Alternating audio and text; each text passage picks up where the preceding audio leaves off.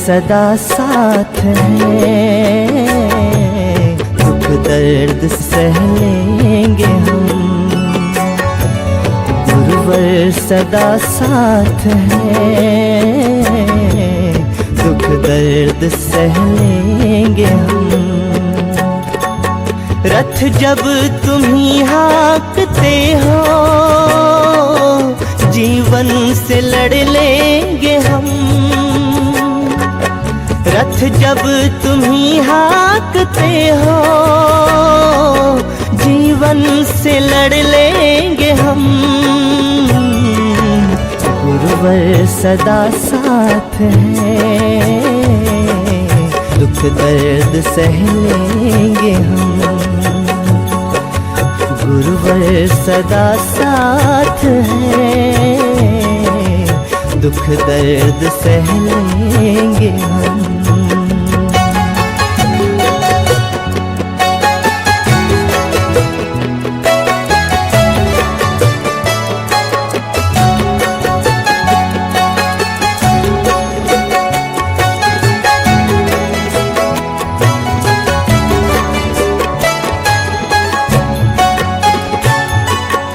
हमको नहीं चाहिए सुख, मन में नहीं कामना है। हम ना फंसे साधनों में, गुरुवर यही याचना है।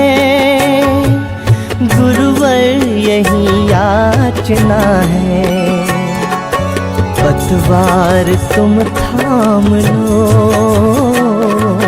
भव सिंधु तर लेंगे हम। पतवार तुम थाम लो, भव सिंधु तर लेंगे हम। ये जो आज जिस ऑफिस का हम लोकार्पण करने जा रहे हैं, ये वही वित्तीय व्यवस्था का प्रबंधन का ऑफिस है। हम सब की मंगल कामनाएं, हम सब के चरण कमल, हम सब के अग्रजों के, बड़ों के, नगर के सम्माननीय इस कार्य के अनुभवी लोग जो यहाँ सदन में बैठे हुए हैं, घर के सभी इष्ट मित्र स्वजन, नगर सेंधवा के प्रतिष्ठित उद्योगपति, अलग अलग प्रतिष्ठानों के अनुभवी भाई बहनों का आज हमारे झवर परिवार को आशीर्वाद तो मिलेगा ही, और उनको भविष्य में भी अपना आशीर्वाद, उनको अच्छी अच्छी प्रेरणा और मार्गदर्शन के रूप में मिलता रहे। इस भावना के साथ एक बार गायत्री मंत्र। अनंत अनादिकाल का गुरु मंत्र जीव को शिव बनाने वाला रसायन और मनुष्य की अंतर चेतना में सुप्त जो शक्तियां हैं उनको जगाने का आह्वान का नाम है गायत्री मंत्र। गायत्री मंत्र का मतलब होता है दसों दिशाओं की प्राण शक्ति को आवाहन करना। गायत्री मंत्र का अर्थ होता है मनुष्य की कार्यशैली में दिव्यता और भव्यता का जागरण करना। कागज की डिग्री से व्यक्ति को एक भव्यता मिलती है कि साहब इंजीनियर है, डॉक्टर है, वकील है, उद्योगपति है, अच्छा साहब तो है, लेकिन दिव्यता कहाँ से आती है? विनम्रता से आती है, विनयशीलता से आती है, और लोकाचार जीवन के शिष्टाचार से आते हैं। चाहते तो यहाँ के लिए भी एक रिबन लगा करके, माला चढ़ा करके प्रतिष्ठान का आरंभ कर सकते थे। हम आप इतने लोगों की आवश्यकता क्यों पड़ी?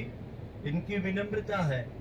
हम सबको बुला करके इनके बच्चों को आप सबसे परिचय कराना, इनके प्रतिष्ठान में आपके चरण कमल आशीर्वचन हो, आप सबकी गरिमा में उपस्थिति ही झवर परिवार का उत्साह बढ़ाती है, और आने वाले समय में आप सबके उज्जवल भविष्य की प्रार्थना के साथ शुभारंभ हो रहा है।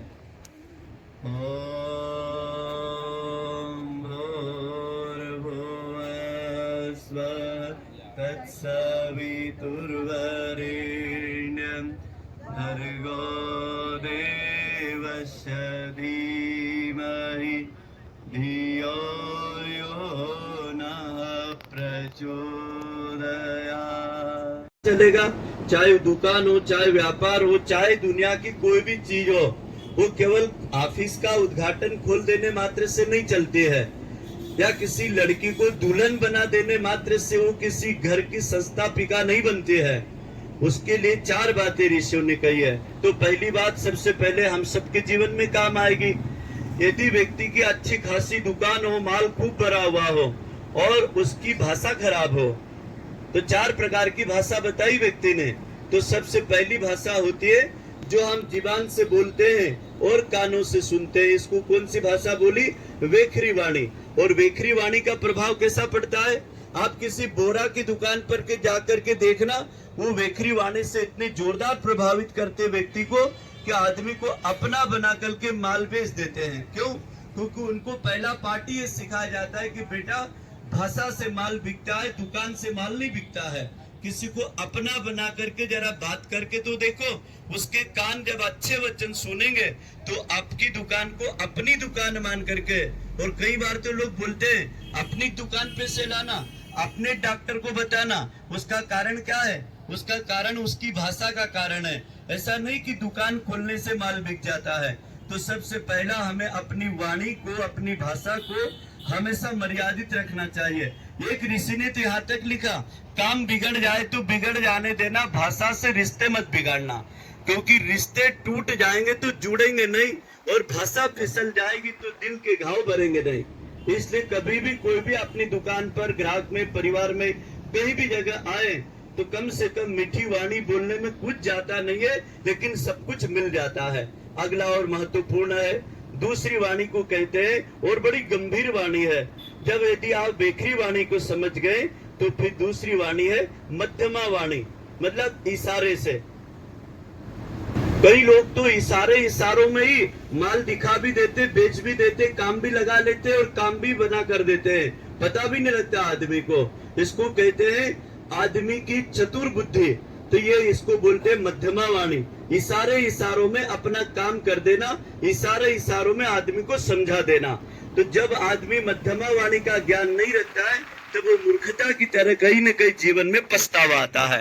और तीसरी वाणी होती है जिसको कहते हैं पश्चंती वाणी। अपनी आंखों से देखते समय किसी व्यक्ति के मन को पढ़ने का भी भाव रखता हो। आदमी यदि मन को पढ़ करके अपनी बात रखेगा, मन को समझ करके अपनी बात को किसी के सामने रखेगा, तो कम से कम शब्दों में रखेगा, गंभीर भाषा में बोलेगा। इसलिए हमारे ऋषि कहते हैं कि मन की भाषा मन ही जानता है, और मन का तरंग कहाँ से आता है? शब्दकोश से आता है, विचारों से आता है। तो जो व्यक्ति जितना अधिक पढ़ेगा, जो व्यक्ति जितना अधिक चिंतन करेगा, जो आसपास के वातावरण से जुड़ करके बोलेगा, तो वो मन की भाषा जरूर समझ लेगा। मन की भाषा तो कुत्ते और बिल्ली भी जानते हैं। आप देखते होंगे, यदि आपके आंगन में कुत्ता बैठा हुआ हो और 2 बार आपको देख करके पूंछ हिला रहा है, तो आप समझ जाना कि वो आपके मन को समझ रहा है और आपके मन को समझा रहा है, तो उसको कुछ जरूरत है। जब भी तो इतना भौंकने वाला लाड़ और प्यार में मध्यमा वाणी से आपके मन को प्रभावित कर रहा है। अगला और अंतिम वाणी है जिसको कहते हैं परावाणी। तो ये आज जो कार्यक्रम हो रहा है, ये परावाणी की सिद्धि का कार्यक्रम है। कैसे? परावाणी कहते हैं अंतरात्मा की आवाज को। जब ये भाई सीए की पढ़ाई कर रहे थे तो कभी 1 नंबर से, कभी 2 नंबर से, कभी 1.5 नंबर से रह जाते थे। क्यों? आप सबको पता ही है, सीए की पढ़ाई के लिए कोई कॉलेज तो होता नहीं है, कोई ट्यूशन होती नहीं है। आदमी को अपने मनोयोग से, अपनी बहादुरी से पढ़ना होता है। तब जवर साहब ये बच्चे को मेरे पास लाए, बोले पंडित जी ये बच्चा बोलता मैं 1 नंबर से रह गया। मैं कहा ऐसा मत बोलो, 1 नंबर से रह गया। अनेक नंबर लाने के बाद में वो 1 नंबर कितना महत्वपूर्ण का है, जो कम मिलेगा उसको हासिल करने के लिए मुझे 99 सीढ़ी चढ़ना पड़ती है पहले। तो वो 1 सीढ़ी का सगुन जब मिलता है ना, तो आदमी क्या बोलता है? मैं चढ़ गया। अरे भाई चढ़ गया, यहाँ के सगुन को मत याद कर, उस पहली सीढ़ी को याद कर कि तूने चलना कैसा सीखा था। महत्व उस व्यक्ति का नहीं है कि जो कितनी शिखर पर पहुंच गया, महत्व उस व्यक्ति का है कि उसने शिखर पर चढ़ने के लिए पहला कदम रखा कैसे था। तो इसको कहते हैं अंतर आत्मा की आवाज, और अंतर आत्मा की आवाज को कहते हैं संकल्प। और संकल्प क्या मांगता है? शुभारंभ मांगता है। और यदि शुभारंभ कर दिया तो शुभारंभ क्या मांगता है? अखंड प्रचंड पुरुषार्थ, मेहनत की कुछ बूंदे मांगता है। ऐसा नहीं कि दुकान खोल देने से काम हो जाएगा। अब इनको 8-10 घंटा रोज ड्यूटी देना पड़ेगी, पूरी तन्मयता से ग्राहक से बात करना पड़ेगी, जब जाकर के लोग संतुष्ट होंगे। अगला और महत्वपूर्ण आता है और अंतिम सूत्र है जिसको कहते हैं तन्मयता। संकल्प का शुभारंभ, शुभारंभ का पुरुषार्थ और पुरुषार्थ का तन्मयता। यदि व्यक्ति तल्लीन और तन्मय होकर काम नहीं करता है तो परिणाम जो चाहते हो वो नहीं मिलते हैं। तो मैं गायत्री परिवार की ओर से, गुरुदेव माता जी की ओर से, इस सदन में उपस्थित सभी भाई बहनों के इस सुंदर आयोजन में पधारने के लिए और झंवर परिवार ने हम सबको याद किया, इसलिए झंवर परिवार को धन्यवाद देते हुए अपने ऋषियों की वाणी का आशीर्वचन यहाँ विराम देते हैं। दो शरीर, एक मन, एक आत्मा, एक विचार बनकर प्रतिष्ठान के लिए हम दोनों का नियमित पुरुषार्थ मनोयोग पूर्वक, बिना शिकायत के, बिना अपेक्षा के पुरुषार्थ करते रहेंगे। एक दूसरे के विचारों को मानेंगे, एक दूसरे से आशा और अपेक्षा नहीं रखेंगे।